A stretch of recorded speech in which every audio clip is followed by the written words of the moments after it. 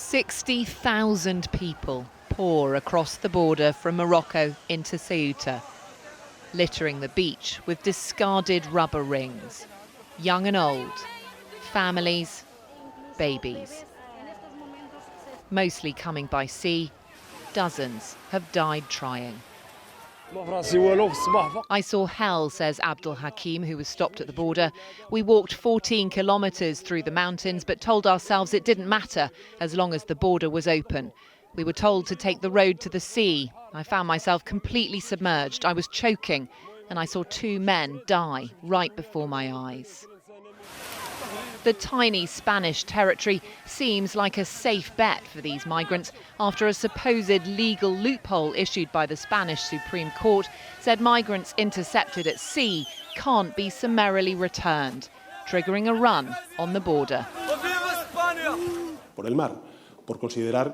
It seems, says Spain's Prime Minister Pedro Sanchez, that this interpretation of the sentence of the Supreme Court has spread like wildfire in the last hours among human trafficking networks and produced an avalanche with the characteristics and dimension we've seen here.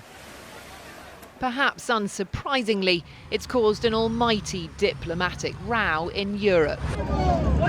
Italy's Prime Minister Giorgia Meloni temporarily ousting Spain from the Schengen agreement, which guarantees the free movement of people within Europe's borders.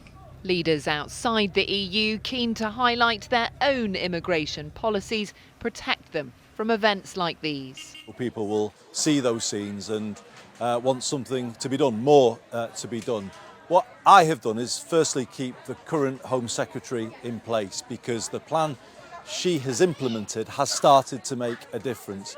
Although this is the peak period of the year for crossings, overall the number of crossings is down, the number of removals of people is up. So there is progress, but we both recognise that we need to do more. If we're not in office, our country will be invaded at levels that made Spain look small time. When you look at what happened to Spain, they don't know what to do.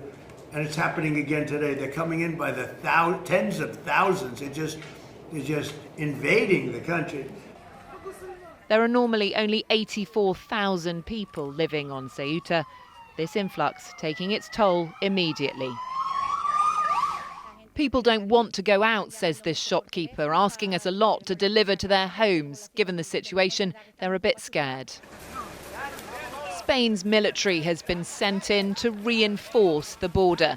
Authorities promising to speed up deportations, claiming half of those who've come here have already gone back. But the huge tides of people arriving in Ceuta keep coming. Olivia Guthrie, ITV News.